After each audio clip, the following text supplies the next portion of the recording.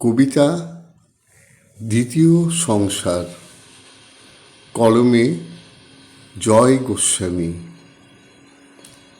তার সঙ্গে সংসার করেছি কতদিন, 3-4 ঘন্টার সংসার। স্বামীকে বিচ্ছেদ দিয়ে সে থাকতো একাই একটা ফ্ল্যাটে। সেই ফ্ল্যাটে যেতাম।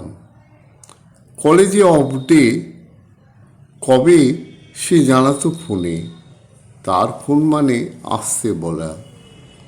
গেলেই আমার কোনো একটি বই এনে সামনের পৃষ্ঠাটি খুলে ধরে অনুরোধ, সই করে দিন। আমার অবাক লাগতো প্রথম।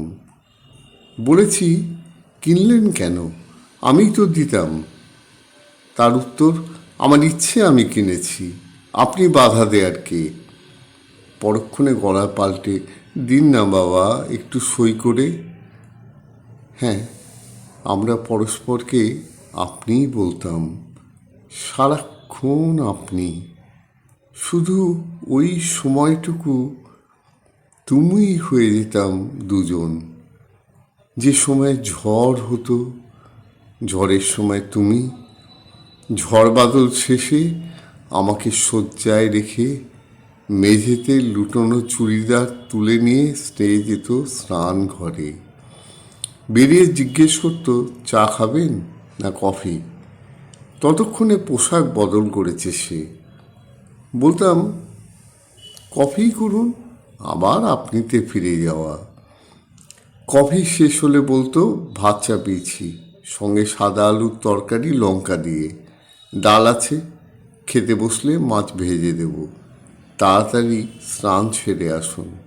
কেমন যেন সংসার মনে হতো। এখন সে চলে গেছে, সম্ভবত অন্য কারো কাছে। আর কোনো যোগাযোগ নেই।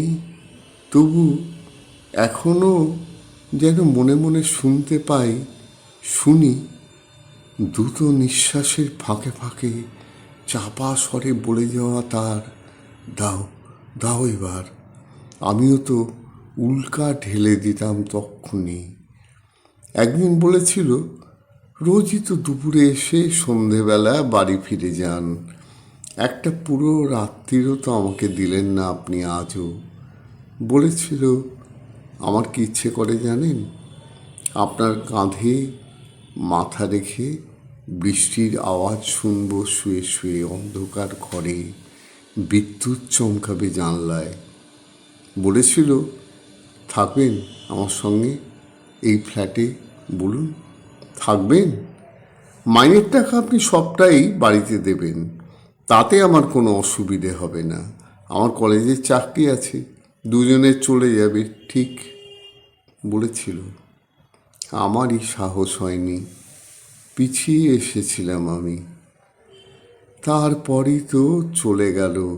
10, 15, 20, 30 বার ফোন করে চললাম, আর ফোন ধরল না আমার।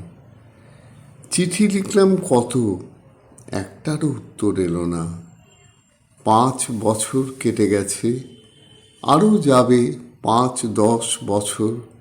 সে ফিরে আসবে না আর আমার জীবনে। তবু জানি লেখার ভেতর, একমাত্র লেখারই ভেতরে সে ঢুকে পড়তে পারবে বারবার। তার সঙ্গে আমার সেই 3-4 ঘন্টার সংসার, প্রত্যেক সপ্তাহে পাওয়া সেই আমার 3-4 ঘন্টার সংসার। পাঠ করলাম বিধাননগর, কলকাতা থেকে উজ্জ্বল রায়।